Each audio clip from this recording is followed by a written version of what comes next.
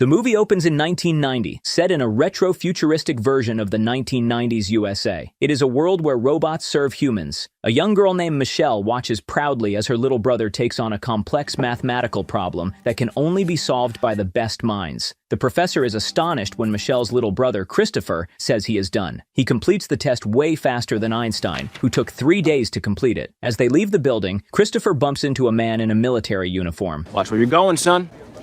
You must think you're real funny. A robot on your shirt? It's a cartoon. Is that a crime now, too? Join humanity, son. War is coming. Sorry. At the moment, tensions between humans and robots are rising, and it seems a war is imminent. After the altercation, Michelle tells her little brother how excited she is to see him going to college. Christopher says he only took the test to see how he would perform, and he isn't ready for college. Michelle senses his hesitation and offers him reassurance and encouragement. She promises to always be there for him every step of the way. Michelle lightens his mood by making a signature gesture from their favorite cartoon, Kid Cosmo. Always remember, Kid Cosmo's your pal. Do that here. On TV, there is news that Kid Cosmo has been canceled due to anti-robotic sentiment that has been brewing across the country. On another show, a man named Ethan Skate, the CEO of Centra, is being interviewed about his detest for robots. A documentary shows how the robots were first developed in 1955 by Walt Disney as a form of PR for his theme park. Then, with advanced technology, they were developed and mass-produced as machines that work around the clock to do jobs humans won't do. Then one day, they decided they'd had enough and decided to rebel against the humans. Led by a robot named Mr. Peanut, they demanded autonomy and equal rights as humans. This led to a brutal war with humans. President Bill Clinton declares the robots the enemy of the state and orders that anyone who harbors them will be charged with treason. For 2 years, the war lingered without resolution. They don't eat, they don't sleep, they don't blink. I blink. Until Ethan Skate intervened. He invented a device called the Neurocaster, a device that links the human mind to mechanized drone bodies. With this device, humans were able to match the robot's strength, and in no time, they were all defeated. Mr. Peanut has no choice but to sign the Treaty of Surrender with the President and Ethan Skate. The defeated robots were all banished to Centra's exclusion zone, a desert facility spanning over 100,000 square kilometers. The Neurocaster was upgraded, and now allows humans to control a mechanized drone while simultaneously living in virtual reality. The technology that won the war is now changing the way we live our lives. The Neurocaster network allows your mind to be in 2 places at once, work and play at the same time. So become a part of the Center Network, now available in every corner of the world.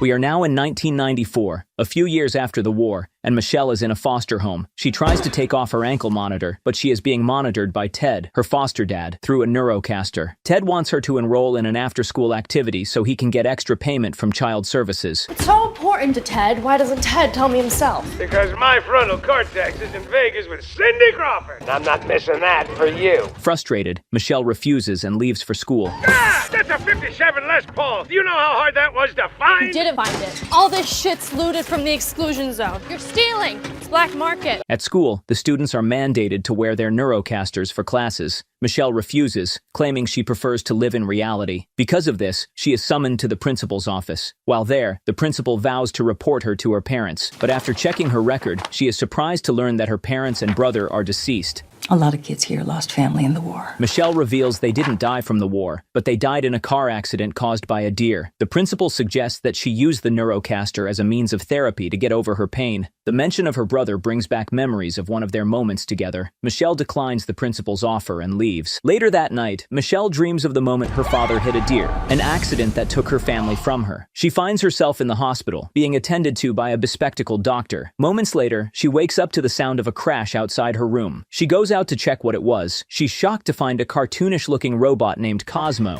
She panics, tries to wake Ted, but he is out cold. She hides under her bed as Cosmo approaches. Cosmo finds her and shows no aggression. He gestures to her to fix his speech module, which he does, but Cosmo can only speak in cartoon lines. Jesse? He picks up a photograph of Michelle and her brother and points at Christopher. He gestures that he is Christopher. Michelle refuses to believe him. No. So she drags the photograph out of Cosmo's hand and sends him crashing. Ted hears the commotion and enters the room. On seeing the bot, he accuses Michelle of breaking the law. Angrily, he pushes Michelle to the floor. But Cosmo catches her. He does the signature gesture from their favorite cartoon to gain her trust. He then proceeds to defend Michelle. Ted picks up a golf club to defend himself, but he gets his ass handed to him. Out of frustration, Ted picks up the phone and calls 911. Before he can explain what was going on, Michelle picks up a taser and zaps him. Cosmo and Michelle make their way towards Ted's car. Cosmo helps her damage the ankle monitor. Ted chases after them in his Neurocaster drone, but they run him over and flee the scene. The following morning, Cosmo led them to an abandoned robot graveyard, where they discovered they had a flat tire with no spare. Michelle begins pressing Cosmo for answers. Cosmo reveals that the real Christopher is alive, but he is in trouble, and they need to find him. When Michelle asks where to find him, he points at Sentry, the neurotech company owned by Ethan Skate. He reveals that to get Christopher's exact location, they need to find the bespectacled doctor from the hospital. Doctor with glasses. The mention of the doctor triggers memories from her accident. I'm afraid I have bad news. Your brother Christopher, he passed this morning. She brings out a map, asks Cosmo where they can find the doctor, and he points to the exclusion zone. That's the middle of the exclusion zone. The only problem is that the exclusion zone is designed so that robots can't get out, so getting in for them is almost impossible. Michelle searches Ted's car trunk and discovers packages from a smuggler supplying Ted with goods from the exclusion zone. This stuff is from the exclusion zone, which means whoever owns this P.O. box knows how to get in and out. With no other option, they decide to track down the smuggler. They head towards New Mexico, the smuggler's location, navigating through towns and deserts, ready to unravel the fate of her brother. On getting to New Mexico, Cosmo couldn't help but pity a homeless man absorbed in the Neurocaster. Chris, what are you doing? There's only one chance. We've got to combine our Cosmo module. Jesse, the Earth is in danger. There's not much we can do. They hide near the parcel locker the smuggler uses to send his goods. At the same time, a robot hunter, Marshall Bradbury, who has been tasked with tracking Michelle and the robot, finds Ted's abandoned car through his mechanized drone. He sees the address on the smuggled parcels and realizes where to find Michelle. Back in New Mexico, the smuggler's cargo truck arrives. They watch from a distance as a smuggler named Keat collects money from his parcel locker, then conducts an illegal gun deal with a customer. He hands over a relic revolver to the customer's mechanized drone and questions why he didn't show up in person. Is it loaded? Yeah, original shells and everything. I throw them in for free. Well, then I'll pay zip. If you were here in person, I know that you wouldn't have the stones to point that at me. Oh, yeah, I would. And don't talk about my stones, okay? Frankly, I'm shocked by your behavior. What's wrong with you? You're a little fragile for a guy fencing stolen goods in a parking lot. I'm not fragile. I'm shocked. I said I'm shocked. It turns out Keat isn't working alone. A robot partner helps him with his illegal dealings. Took your freaking time, didn't you? Cool your jets. I was in power save mode. I can't believe that shit worked. This guy's an idiot. While they are hiding the customer's drone body, Michelle and Cosmo sneak into the back of the truck. The following day, Keat and Herm arrive at their hideout, which is built against the wall of the exclusion zone, unaware that they have Michelle and Cosmo in the back of their truck. After storing their stolen goods inside, Keat tries to grab some snacks, but finds out that his fridge hasn't been working. He gets really agitated when he discovers that his food is all spoiled. The freaking fridge died! Because Herm unplugged his fridge so he can use the extension cord to charge himself. Look at me. Herm, look at me. I am looking at you. Did you unplug this and take my extension cord to your charging station? No. You're blinking. I could see that you're blinking, so I know that you're lying. Okay. Be honest with me, and I won't get mad. Now, what I need is for you to admit it. Just tell me that you took it, and I won't get mad. I took the cord. God! Fucking America! I got no food! What do you mean you got no food, man? I just carried a crate of food in. Go eat that. No, these are antiques. I can't. What are you talking about? They're Zagnuts. Everybody likes Zagnuts. I'm not eating the freaking Masters of the Universe tie-in Zagnuts in the original packaging, okay? It's money! You're gonna watch me starve to death. My ribs are popping out of my shirt already. The partners quarrel because of this, but their argument is interrupted when they hear a noise from within the warehouse. They swiftly get into position and catch the two stowaways hiding in the warehouse. You're a kid. You're a genius. Yeah, I am. It's a bot? A Cosmo bot? How'd you get down here? Michelle reveals that they sneaked into his truck and followed them from New Mexico. She explains that they need his help to get into the exclusion zone so they can save her brother. Keat tries to deny having access to the exclusion zone, but Michelle reveals she knows all about his dealings. Keat warns her that venturing into the exclusion zone alone is extremely dangerous. Their conversation is cut short when they see the elevator start moving. Keats orders Herm to take Cosmo into hiding and asks Michelle to pretend she is his sister while he faces the intruder. The robot hunter, Marshall Bradbury's drone, enters. He tells Michelle she is under arrest for aiding and abetting a robot. I'd love to avoid any unwarranted violence. I would as well, and so would my mute sister here, Veronica. We can assure you there are receipts for each of these unique items. Michelle Leona Green, you're under arrest for malicious assault, grand theft auto, truancy, and abetting an enemy of the state. Holy crap. I want a lawyer. You can speak? Oh, you're gonna get a lawyer. Where's the bot? He demands that she hand over Cosmo immediately. Keat tries to distract him so that Herm can attack. I'm shocked. Herm shoots at Marshall's drone, but he uses Keat as a shield to block the attack. He opens fire at them in retaliation. He almost takes out Herm, but Michelle intervenes. Keat and Herm manage to trick and trap Marshall temporarily. As they attempt to flee the scene, Marshall breaks out of his restraints and opens fire at them. He tries to take out Cosmo, who happens to be trapped, but Herm jumps in and, together with Cosmo, they engage in a fight with Marshall. Michelle also reacts swiftly by slamming a bulldozer into him, which traps him under the rubble. This allows them to escape freely before the whole warehouse collapses. After escaping, Keat yells in frustration because they are now trapped in the exclusion zone and will have to survive unsuitable conditions. They realize they are now in a dangerous territory swarming with scavenger robots who power themselves with parts from robots they've killed. They run into hiding after spotting one. Following this, Keat leads the group to a secret hangar he has prepared just in case things ever go south. Michelle suggests that they head towards Tabletop Mountain to find the bespectacled doctor who will help them find her brother. You realize your brother is a lemon-head robot, right? He's not a robot, he's a person.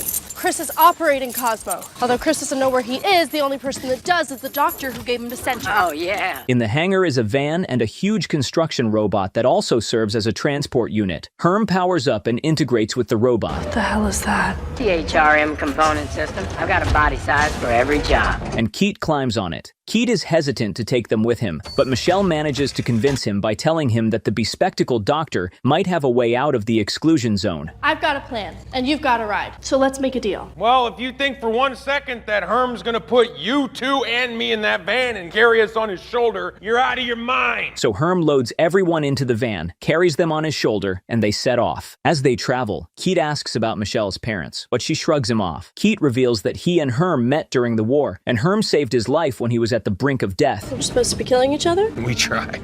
Bots had my whole platoon surrounded, broke my leg in two. 10 men circled up to finish off the job. I look up, I see this big dumb construction bot peering down at me. Close my eyes, get ready to die, and instead he just lifts me up, carries me out. You were crying like a baby. Yeah, right. Not like a baby. You know they don't really know human emotion. It was a war cry, like, yeah!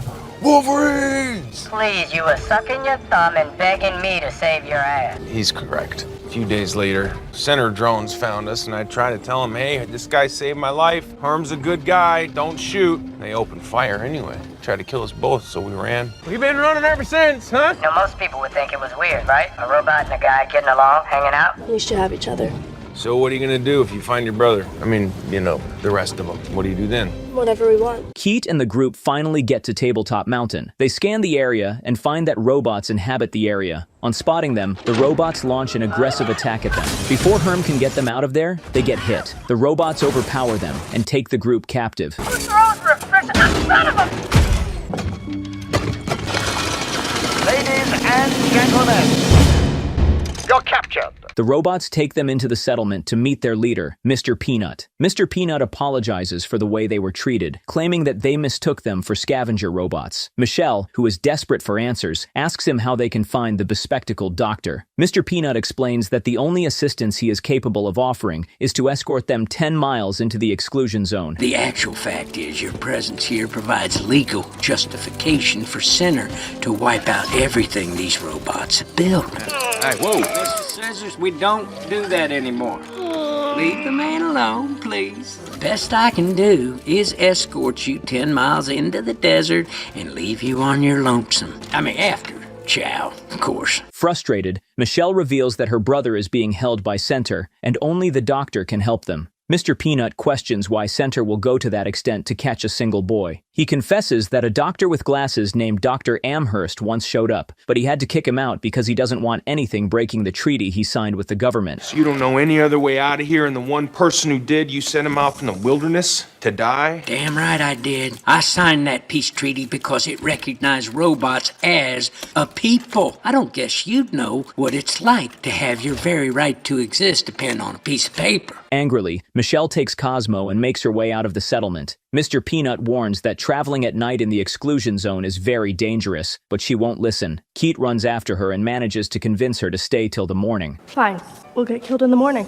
Ah, hair! touch my hair and I'll kill you. Elsewhere, Ethan Skate spends time in a simulation with his deceased mother, a virtual version he built from his memories. Suddenly, the simulation starts to glitch. He is visibly frustrated, so he summons his subordinates. They report that there has been a critical flaw in the Neurocaster's algorithm because the most important element of their data network, Christopher, has escaped. They explain that even though he is physically there, he is neurologically absent. Are you telling me that my breakthrough broke out? There was a tiny, unsecured node in his data matrix, barely noticeable. Over time, it allowed his consciousness to drip past our firewalls. It appears that it was constructed that way, deliberately. It was Amherst. But it wasn't us. No. They warn that if the data speed keeps dropping, Center is screwed, and the company might collapse in a few days. After hearing this, Skate sends a virtual conference invite to the robot hunter Marshall. They both meet on a virtual lake. You know me? Who doesn't know the Butcher of Schenectady?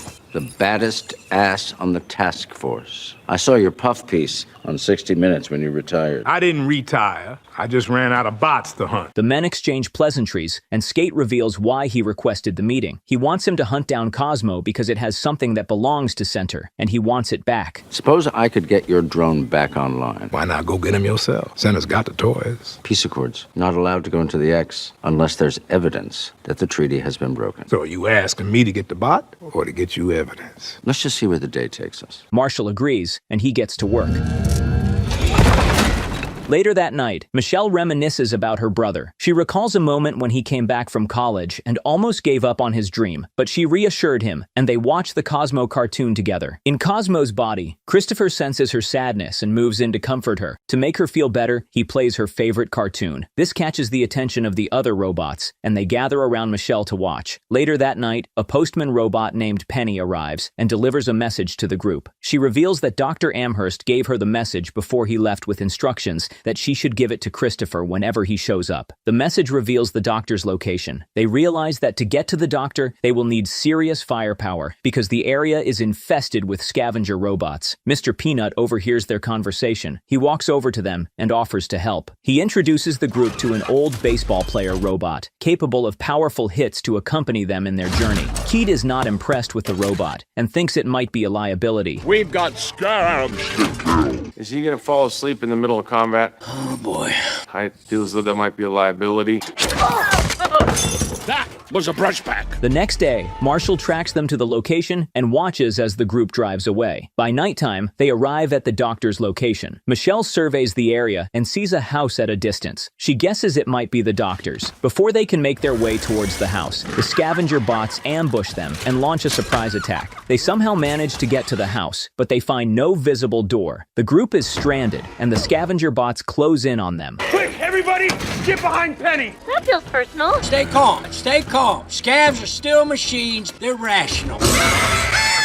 Open those damn doors! These aren't real doors. Suddenly, music begins to play, and flames ignite, scaring the scavenger bots away. Before the group can react, they fall through a secret passageway. While inside the house, they come face to face with the doctor. Cosmo hands over the letter to him. It worked. But Michelle charges towards him and demands the whereabouts of her brother. The doctor reveals that he is being held at Center Corporation in Seattle. He explains that after the accident, they discovered that Christopher has powerful neurological abilities that could link the Neurocaster to the mechanized drones and help them win the war. We were losing the war. We're dying until we found him. After your accident, a Center imaging machine alerted us to Christopher. He was special. He was exactly what we needed. Christopher was like a gift from God. You held my hand, and you lied to me. Please, you need to understand. Don't tell me what I need.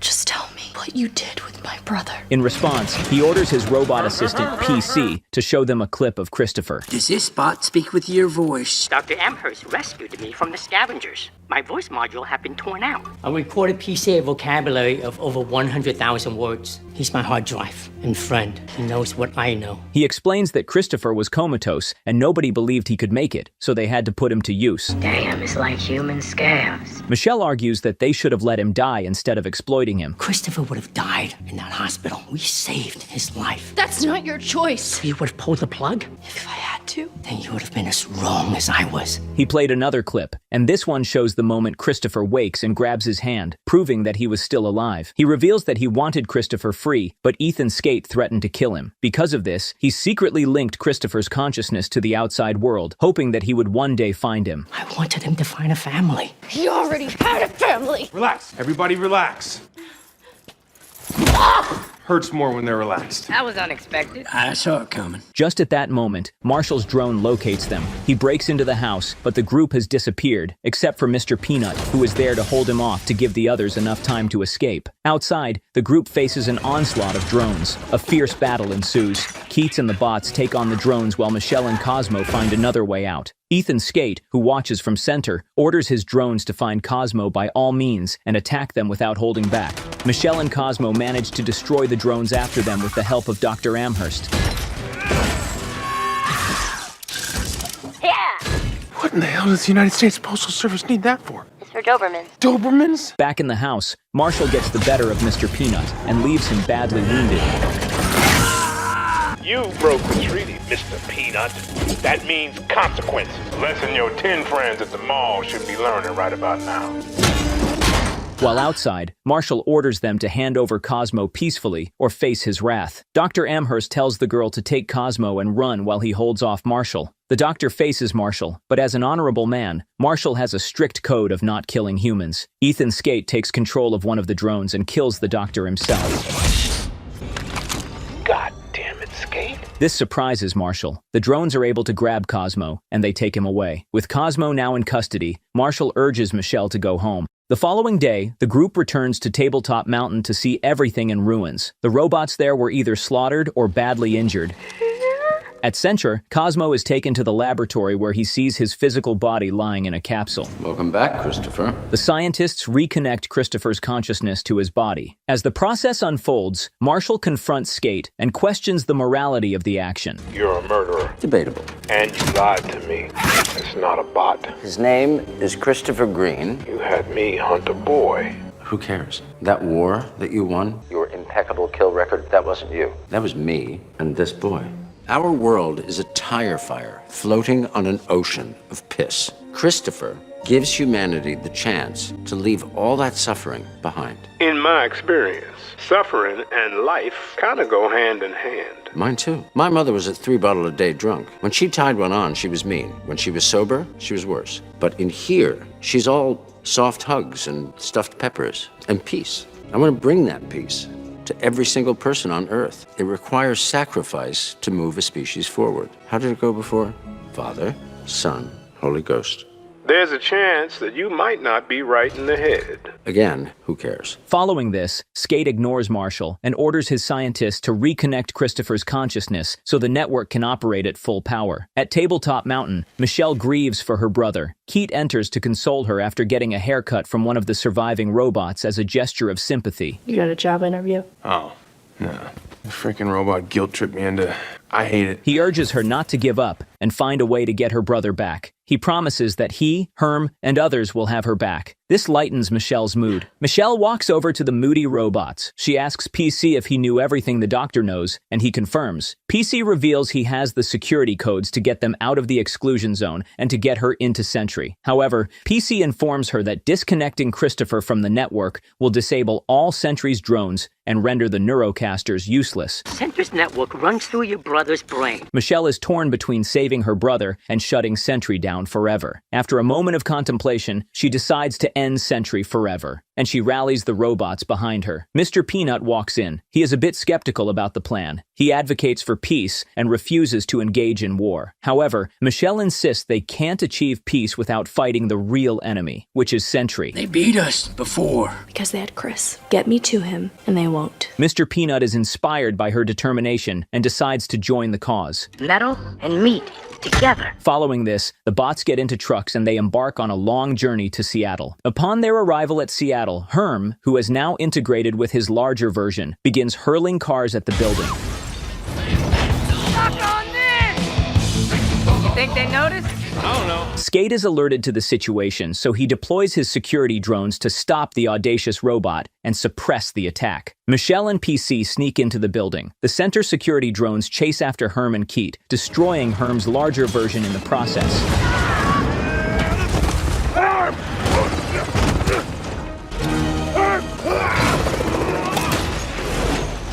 Yeah, lost a big body, but I'm still bigger than you. Unknown to the drones, it's a trap. The other robots start hurling large objects at the drones, and the ones who have been hiding quietly in the woods ambush them. A great battle ensues. Skate, seeing that they might lose the battle, is forced to activate a special battle drone. Marshall, who is also at the location, sees Mr. Peanut on the monitor and decides to go into the battlefield to meet him. After leaving Christopher unguarded, PC and Michelle sneak into Christopher's chamber and scare off the scientists. Michelle sees her brother's unconscious body lying in a capsule. PC tells her that the only way to reach Christopher's consciousness is through the Neurocaster. Meanwhile, Skate uses his massive combat drone to wipe out enemy robots. At that moment, Marshall also arrives to meet Mr. Peanut. He questions why Mr. Peanut won't give up on their quest for freedom, even if it means their life. Mr. Peanut explains that freedom is worth any cost, and he is prepared to pay the ultimate price if need be. Marshall is impressed by their will for freedom. He realizes that the robots seem more humane than Skate and his corporation. Because of this, he reveals Skate's location. Skate's on level 4, weapons development. Stands down and deactivates his drone. Inside the lab, Michelle puts on the Neurocaster and enters Christopher's consciousness. She finds him in their childhood home. Christopher is shocked that she was able to find him. She tries convincing him to return with her, but he refuses. He explains that he can't have a life anymore because the relationship he has with Centra is symbiotic, and he can't survive without their technology, and they also can't survive without him. When they took me back to the lab, I saw the real me for the first time, and you must have too.